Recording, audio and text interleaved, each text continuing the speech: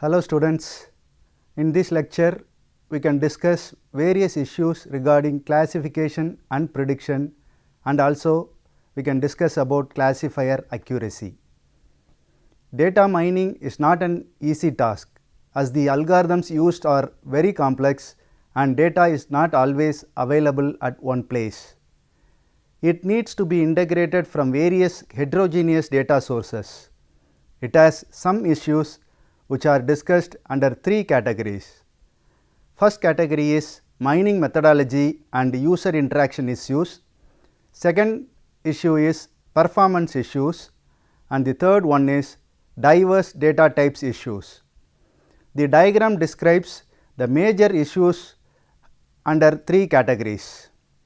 First, let us discuss the various issues under mining methodology and user interaction. It refers to the following kinds of issues. First, mining different kinds of knowledge in databases. Different users are interested in different kinds of knowledge. It is necessary to cover a broad range of knowledge discovery tasks in data mining. Next, we can see about interactive mining of knowledge at multiple levels of abstraction. The process of data mining needs to be interactive because it allows users to focus the search for patterns, providing and refining data mining requests based on the returned results.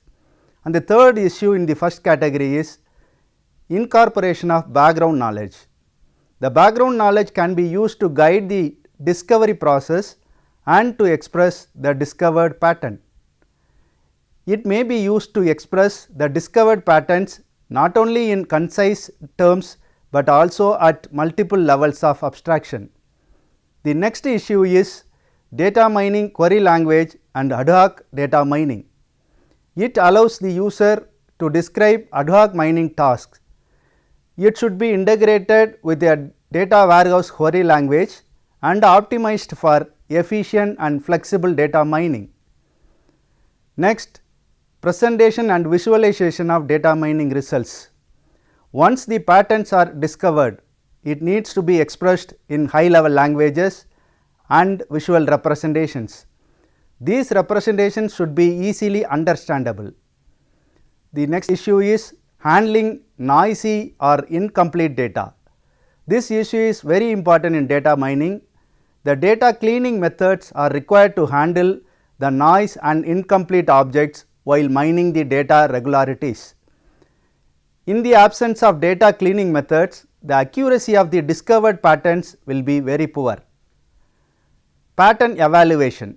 The patterns discovered should be interesting because either they represent common knowledge or lack novelty. The second issue is performance issues. It refers to the following kinds of issues.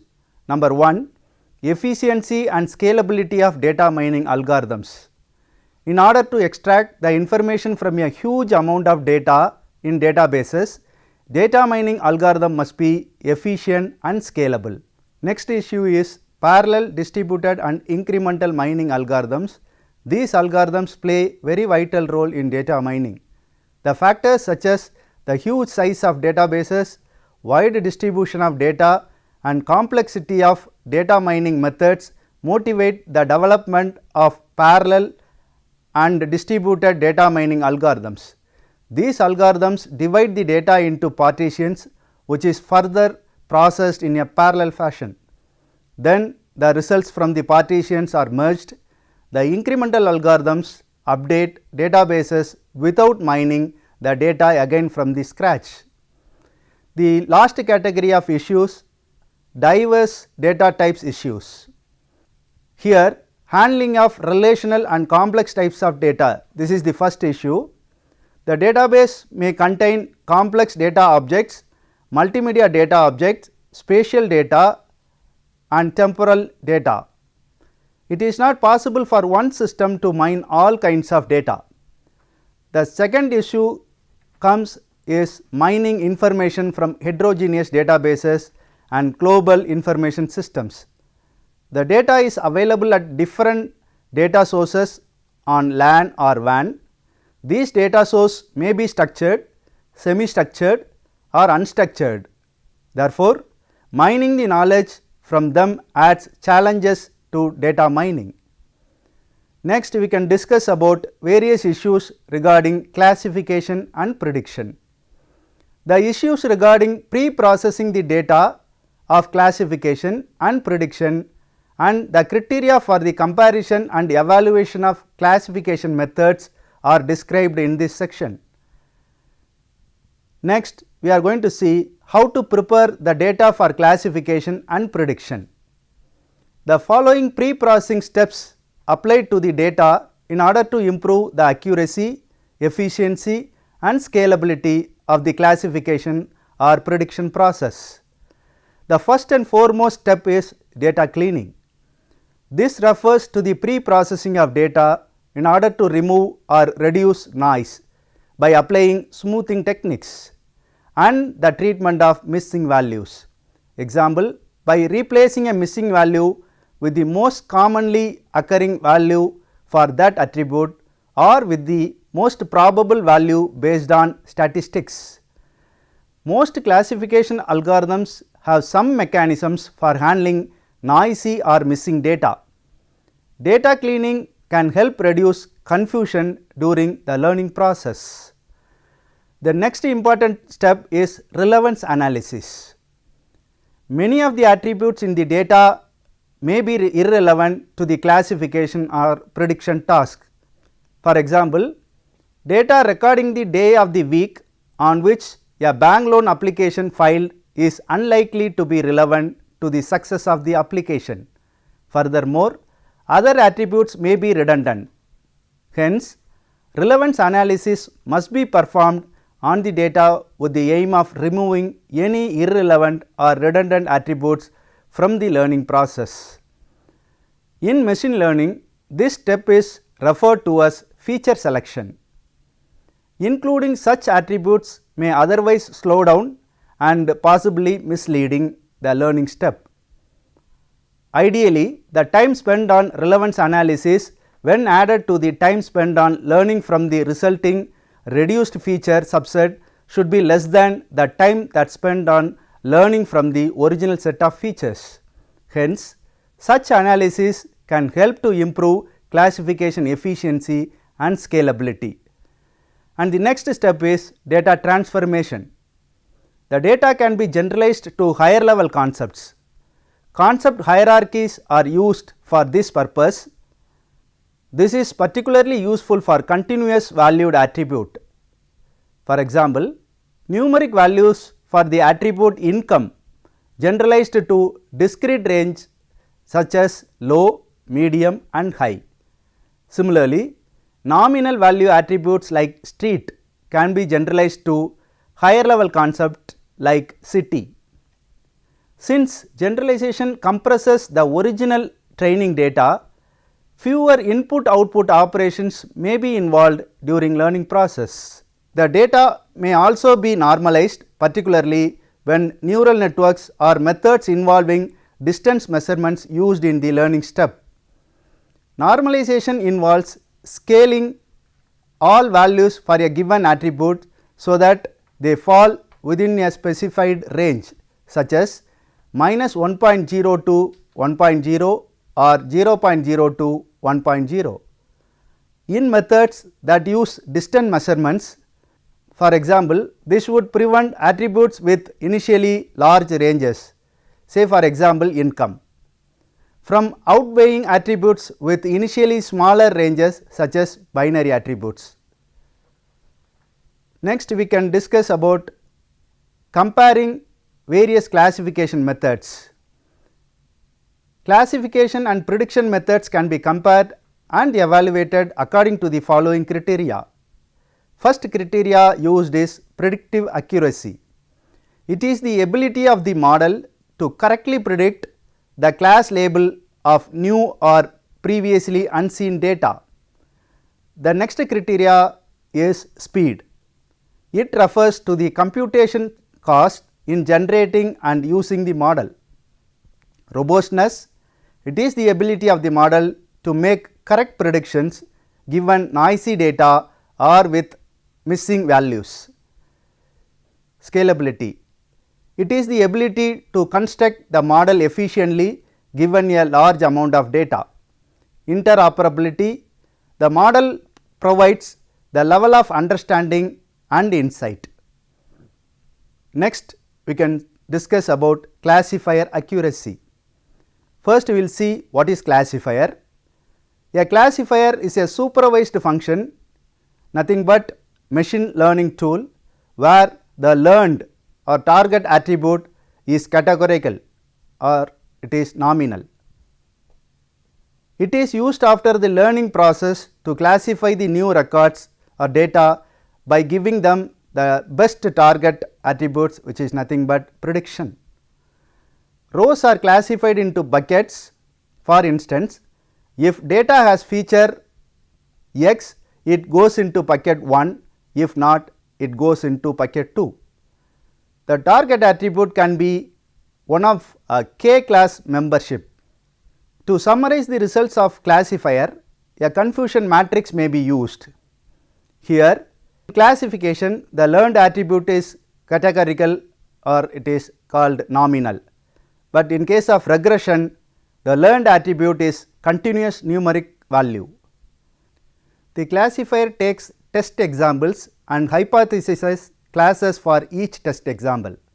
On every test example, its guess is either right or wrong.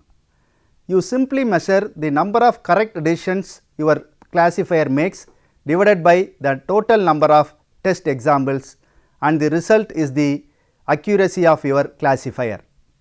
Next, we can discuss about accuracy measures in classification. The accuracy of a classifier is the probability of correctly predicting the class of an unlabeled instance, and it can be estimated in various ways. Let us assume for simplicity to have a 2-class problem. As an example, consider the case of a diagnostic test to discriminate between subjects affected by the disease, it is nothing but patients, and healthy subject, which is nothing but controls.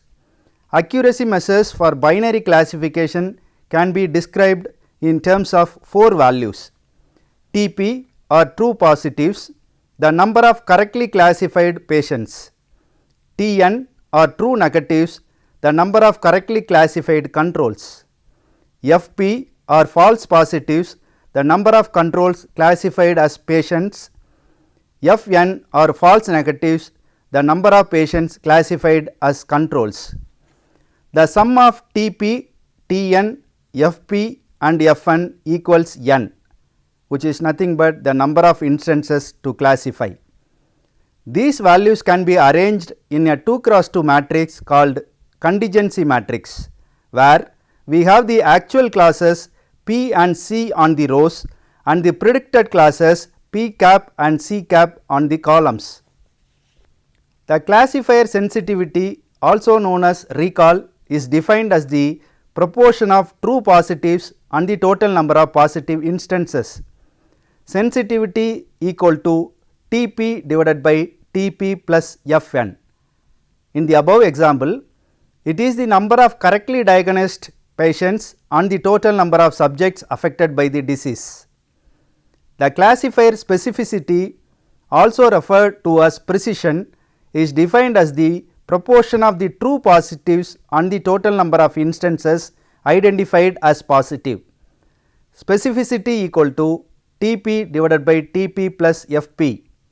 In the example, it corresponds to the number of correctly diagnosed patients among all positive diagnoses.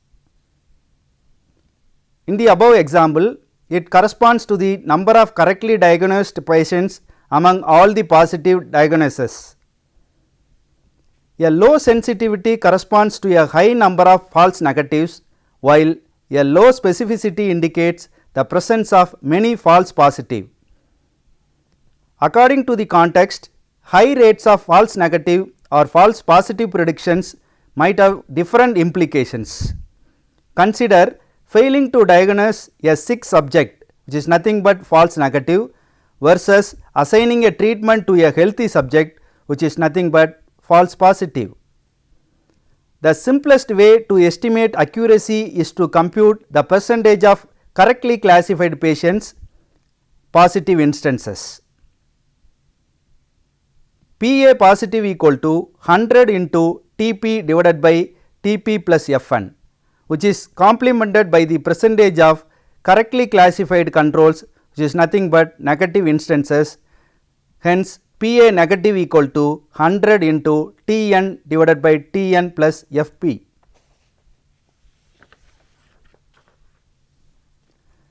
The figure shows the trade-off between specificity and sensitivity. In the first panel A, the sensitivity for the red class is highest since all red dots have been assigned to the same class, but the specificity is low since there are many false positives, which is represented as blue dots in the red class. In the second panel B, the specificity for the red class is highest since all points assigned to that class are red, but sensitivity is low for the presence of many false negatives, red dots in the blue class. In the last panel C, there is a balance between sensitivity and specificity. Taking into account all the correctly classified instances, accuracy can be computed as PA equal to 100 into TP plus Tn divided by TP plus Dn plus Fb plus Fn.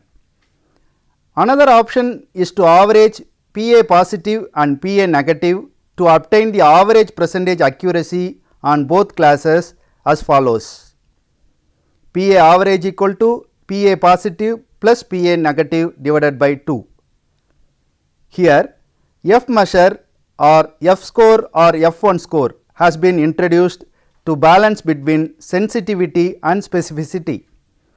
It is defined as the harmonic mean of the two scores multiplied by 2 to obtain a score of 1 when both sensitivity and specificity equal to 1. Here F equal to 2 into 1 by sensitivity plus 1 by specificity. If we simplify this equation, we get 2 into specificity into sensitivity divided by specificity plus sensitivity. Care must be taken when selecting an accuracy measure in presence of unbalanced classes. Following again the above example, consider the case of data set where 90% of the subjects are sick subjects and the remaining 10% consist of healthy controls. Taking into account only the percentage of correctly classified instances, a model which assigns every subject to the patient's class would attain an accuracy of 90%. In the same case, the F measure would be equal to 0.95, while the average percentage accuracy on both classes PA average would yield a more informative score of 45%. When working with more than two classes, say for example M, the resulting contingency matrix X equal to Xij. It is a M cross M matrix where each entry Xij is the number of instances belonging to class I that have been assigned to class J for I comma j equal to 1 to M. The sensitivity for class I can then be computed as using the formula sensitivity of I equal to 100 into Xii divided by Ni, where Ni is the number of instances in class I. Similarly, the specificity for class I is calculated using the formula specificity of I equal to 100 into Xii divided by Pi, where Pi is the total number of instances predicted to be in class I. The percentage of all correct predictions corresponds to PA equal to 100 into summation of I Xii divided by N. To conclude, there is a huge amount of data available in the information industry. This data is of no use until it is converted into useful information. It is necessary to analyze this huge amount of data and extract useful information from it. Extraction of information is not only the process we need to perform. Data mining also involves other processes such as data cleaning, data integration, data transformation, data mining, pattern evaluation and data presentation. Once all these processes are over, we would be able to use this information in many applications such as fraud detection, market analysis, production control and science exploration. Thank you.